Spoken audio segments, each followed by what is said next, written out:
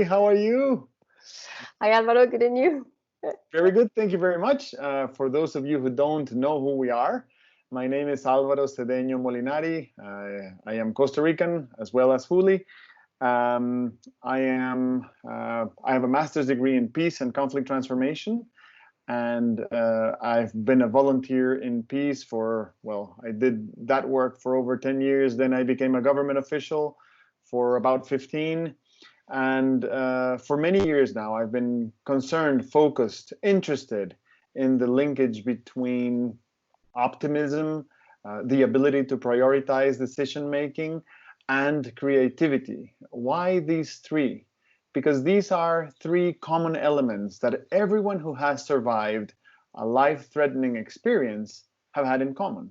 So, well, it's too far to claim that this pandemic is a life-threatening experience, even though for many, many of us it is. But still, I think it is necessary to remain optimistic, to be able to prioritize the decisions we make, and to move forward through creativity.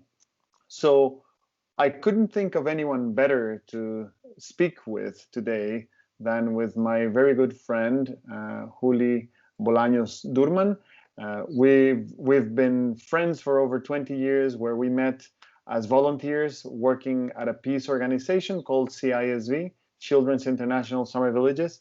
And well, much has changed in these 20 years, most particularly the fact that Juli has become a remarkable artist. And that's why I wanted to speak with you today, Juli, because I think that you could provide us with a lot of elements in this chain of art, design, and entrepreneurship, creativity. How are you feeling today? What can you tell us about this? I think it's a loaded question regarding the pandemic and this particular uncertain times.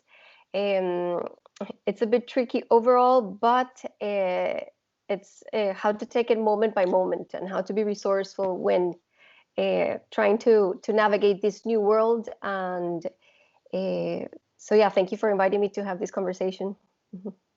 Great. Well, I have many questions, and I don't really know what would be the best place to start. But since we are at the beginning of this exercise, I know that you've launched an initiative, and we can follow that initiative on social media with the hashtag Stay Creative. What is this about?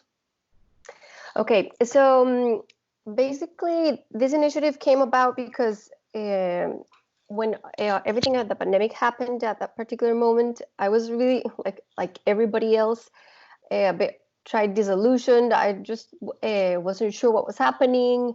It was a bit too much to handle. So in a way for me to calm myself, and it's been a practice of mine for many years now, I started to draw and color. And I started to share these exercises on my social media and saw that people were interested in the process and they were commenting on how relaxing it was.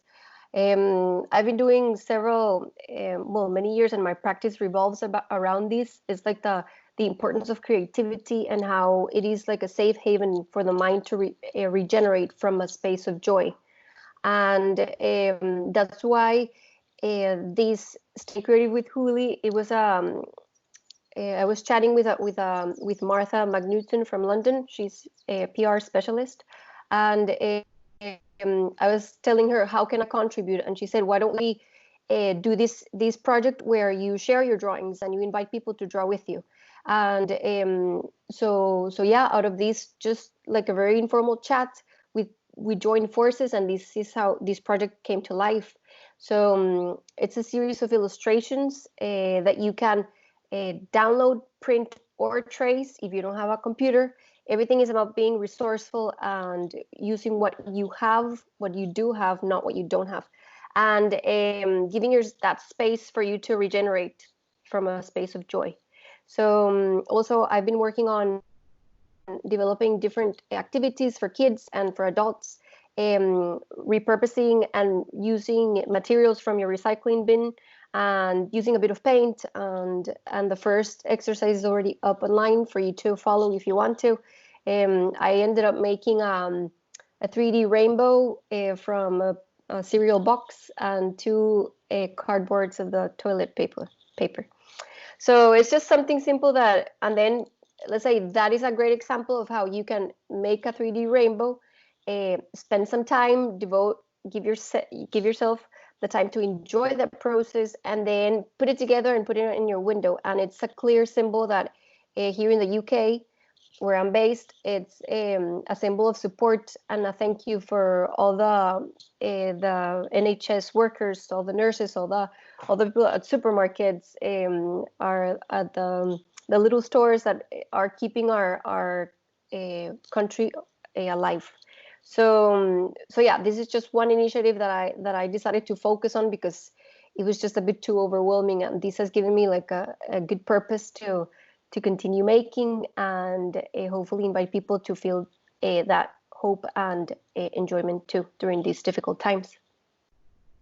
You mentioned something that I find very interesting, which is this connection between joy and regeneration. And I would like to hear more about that, especially because these days are not days that we traditionally would say we are joyful. But what you're suggesting sounds like we could actually create joy inside of us. And then with that joy, we can recreate or regenerate our entire world around us from the inside. Is that how you see it? Well, yes, I think for me, well, and in general, it's the practice of understanding that the only thing that we have is this moment in front of us. That's it. The rest is just an illusion that we cannot control. So the more we try to control that, the more anxiety and more stress and suffering that will bring you.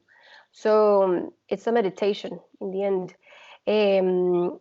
So yeah, this pandemic is an opportunity to just regroup, go back to basics, like a child. If you pay attention, we were talking the other day about a child's presence and how they're all encompassing. They're not distracted by anything. They're not worried. They're just that's joyful to the moment, and that's what we have now. So this has been a great teacher of patience and of immense vulnerability. Vulnerability. I always have a problem with that word. And but yes, it's an invitation to just be present. Interesting. I like when you talk about anxiety because I think everyone in the world has unequivocally felt anxiety the last several weeks. And the truth is that anxiety is part of our life. And I think the more complex our lives become, the more anxiety we have. But we don't realize when we are in the rush of everyday life. And now that we have this obligatory pause, anxiety is still there, and it's much more tangible. We feel it. We just don't know what it is. It's like, we want to do something to get rid of this feeling, but we don't know how to identify it. The way that I have described anxiety, to myself at least, and I've been dealing with it for 25 years, so believe me, I've been around in this field, is everything that distances you from here and now. So whether you're thinking about something from the past, or whether you're thinking with certainty or uncertainty about something in the future, those two detachments from now generate anxiety. So what you're suggesting is that through art and through creativity, we can actually focus our minds in the here and now and focus our hands and our brains and our eyes in the here and now, and therefore dissipating all potential sources of anxiety. I would agree with that. Is that how you see it? Well, I think creativity and art is a vehicle for that. But basically, it's just calming the mind, and this is just one of the tools that gets the mind to focus on your breathing and calms your heart. So it could either be prayer or meditation or writing poetry, doing a puzzle, gardening. It's just like allowing the mind to breathe without all of these distractions that we just find, let's say like social media. I've noticed that I've just been looking at my phone even more now, and it gets to a point where you can physically feel your eyes are just tired of it. But then as well, like your mental health suffers because of it, because we're just constantly trying to avoid the present moment. And it's a practice that takes lots of consistency and but now understanding, I think for many people that I've talked to about this subject, they found that getting to this point where we don't have more choice, we have never had a bigger incentive to practice meditation or to draw or to breathe or just have a bit of time to yourself. Even that's such a good initiative because we can see the effects on the system and how it calms us, and we can respond to the world around us from a space of hope instead of a space of sheer fear or complete loss of control, which is not pleasant to anybody. And that's why I think it's so valuable and worth sharing. I would like to speak a little bit about entrepreneurial spirit. You are an artist, a designer, but you're also an entrepreneur. And I think deep inside, it's in our human nature to be entrepreneurial. I like to say that brushing our teeth is an entrepreneurial effort because it takes an effort to do it. We do it rather unconsciously. It has benefits. It gives discipline. It builds character, however you want to see it. But I think that entrepreneurs that live the life of the entrepreneur, like you do, have an endless source of energy in your passion.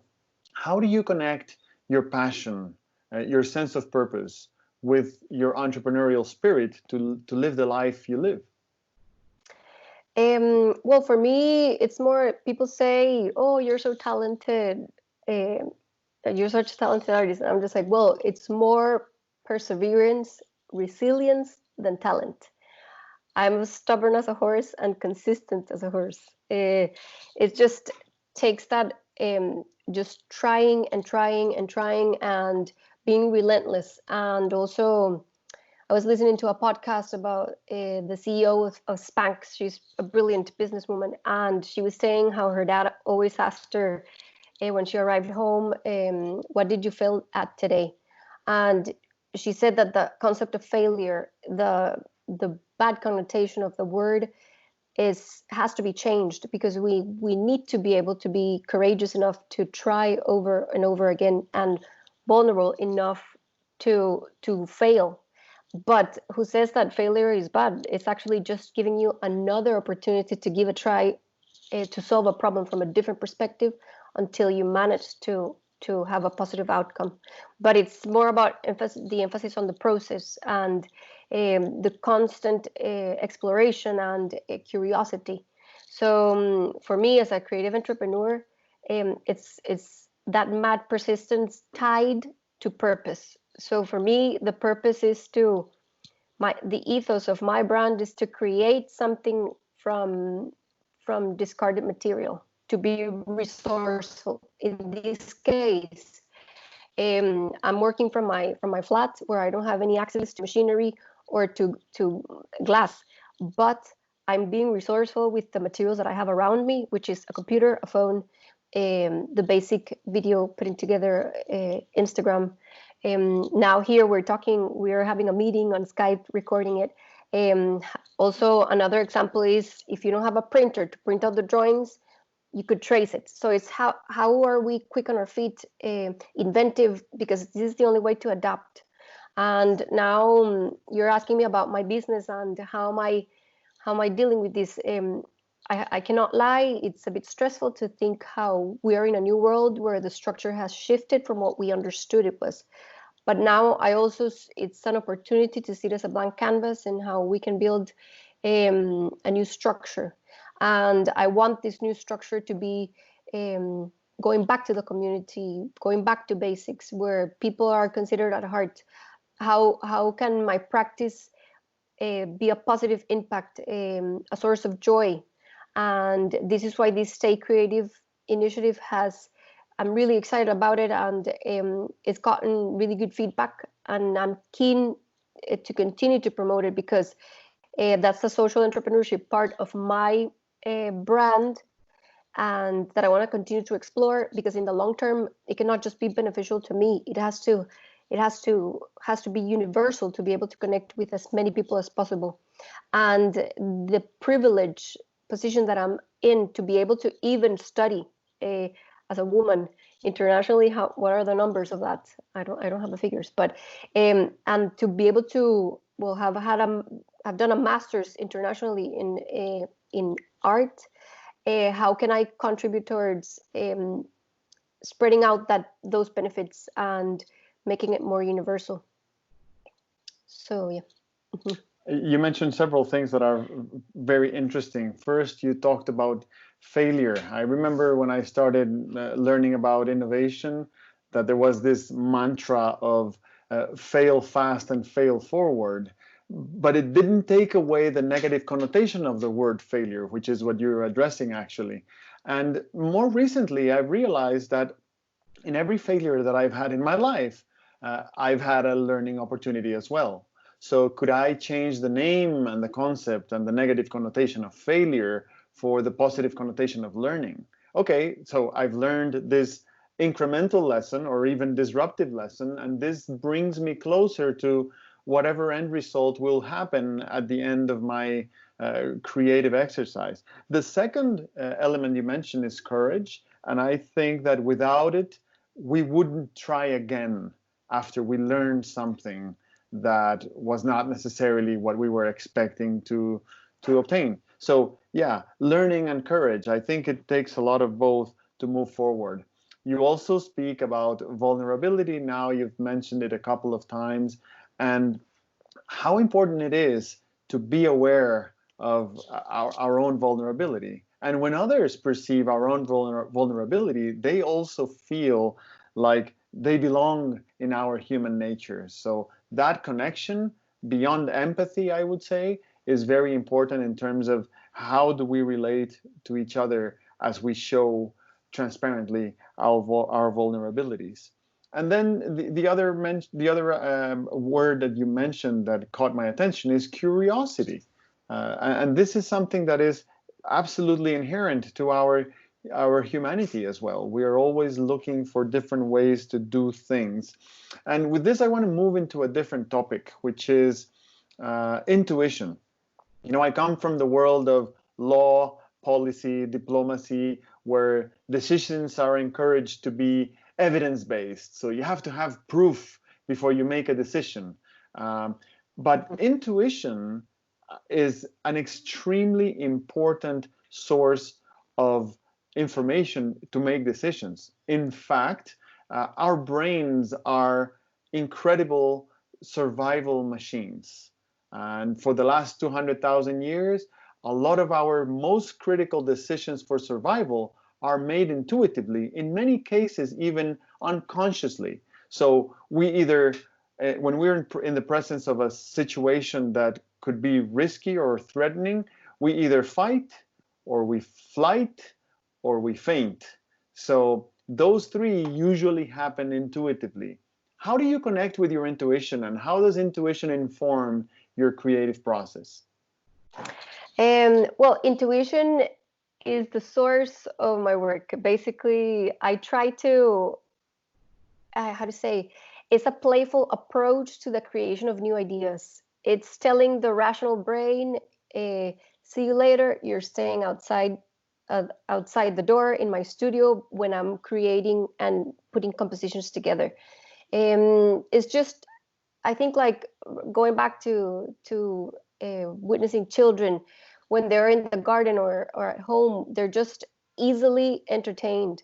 They're so resourceful. They come up with made up worlds that it just continues to amaze. It's an unlimited source of new ideas. And for me, usually when I'm in the studio and I'm ready I have the components ready, as if the pieces of glass that I have already cut up into pieces, and then I start to play and I just go with the flow in the process, and I go with my gut feeling, whatever, either form, either focusing on their shapes, on the colors, on the mark making, and I'm usually surprised, and because I'm caving into the discomfort of not knowing nor anticipating, or trying to control the process, because usually if you are too rational about putting a work of art together, or a sculpture, or a poem, if you think about it too much and you don't flow in that process, then ideas are going to be constrained. It's just like it comes to a point where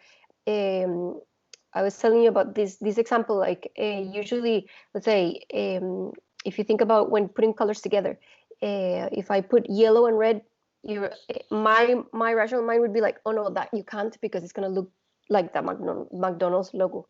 But what if a composition needs to be yellow and red? What if? So it's more about flowing in that process and being like, yes, no, this works. Yes, no, this works. And until it's really funny, because it can take you forever to do that. But then sometimes it doesn't work and it takes too long. Sometimes then I just go take a break, go for a walk, go for a coffee, go have a chat. And then I revisit the design problem.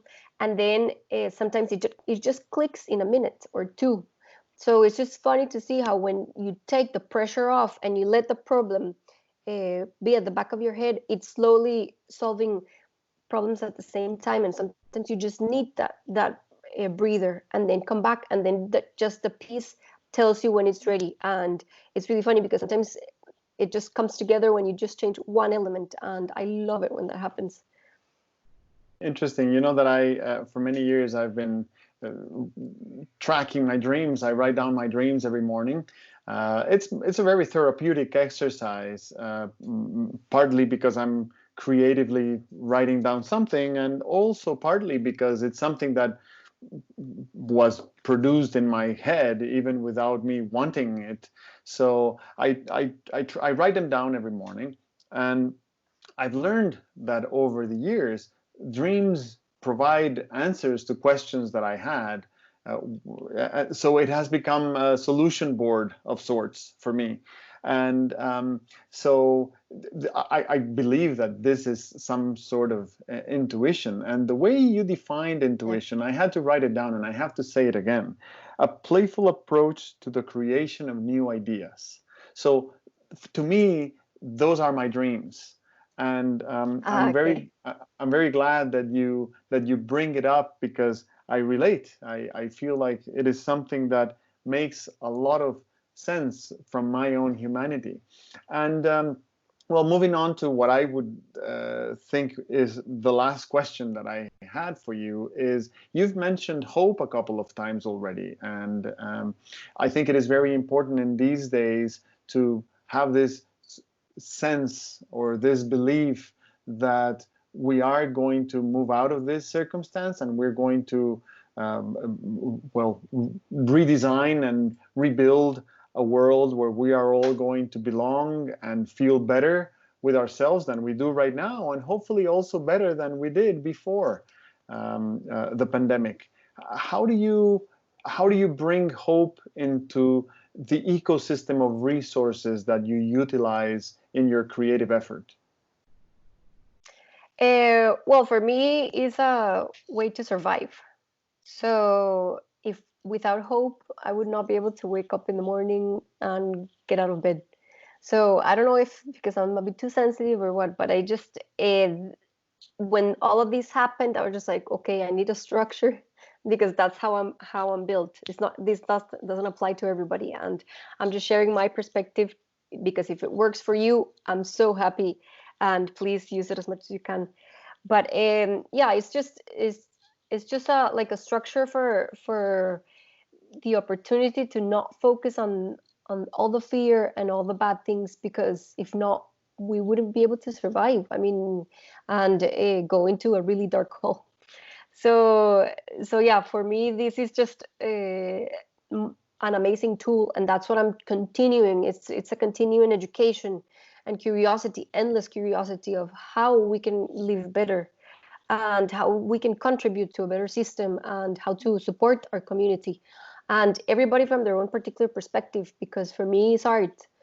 but for you, it might be from policy. You mentioned your master's in conflict resolution and peace, and a perspective from that. And I think this is why these conversations are so important, and that's why I'm so keen to foster these, and also not just for art to be seen as something that, oh, some people have the luxury, or the starving artists, that they just decide to do that thing because it's so nice and pretty and you're such a good artist, whatever. But no, this curiosity, this inventiveness, it's fundamental to our humanity, to be able to keep us resourceful, adapt resiliently, to live better lives. And so I think that's why I'm keen to promote this, all this subject of creativity in entrepreneurship, and how it can be tied directly to innovators that are artists, how to create something with our hands, and how this connects to our forefathers and foremothers. And it is the future of education and innovation, because we no longer can compete with machines. But the bottom line is, where are the values, and how can we foster these well-being for the community? Because in the end, without that, we're just lost. I find it fascinating, this narrative that you are developing, and I think that I want to say that I'm a big fan of Albert Einstein, and Einstein has a quote that I use many times. He said, "We cannot go out of a problem thinking in the same way we thought when we fell into it." And even though the pandemic, it's very difficult to think that the pandemic was the result of something that we intentionally did. I do believe that in order to make progress and move out of this circumstance, we're going to need to be creative in every single field of our doing, whether it be law or policy or diplomacy. We're going to need to be creative. But if we've never learned how to exercise creativity and how to put it into action in what we do, then we are not going to have the resources necessary to actually innovate. So now more than ever, I think it is absolutely pertinent that artists come together into all sorts of discussions, so that other people in other fields learn how to be innovative, how to be creative, how to move out of a circumstance, how to shift our mindset into something new. Like, let me use you as an example. If you try to do today the same piece of art you did yesterday, you wouldn't be an artist. You wouldn't be making any progress. You wouldn't be expressing or communicating anything new to people. So for you, it's your lifeline. And I think for humanity today, it is as well. So how necessary and how urgent it is that the rest of the world engages and listens and follows people like you. So with this note, I want to invite everyone to follow the hashtag Stay Creative. We're going to give on the description of this video, we're going to put your Instagram and the hashtag, so that people can follow, can join, can participate, and can gain a lot of the insight and knowledge that you've given us today. Would you like to say a last word? No, just thank you so much for the time, and yes, let's collaborate more, team efforts, and people coming from different perspectives. I think that's the important thing. Mm-hmm. Excellent. Juli, thank you very much. Please stay safe, stay hungry, stay foolish, stay creative, stay curious, and I'm very glad to see you. Thank you. You too. Bye-bye. Thank you, Alvaro.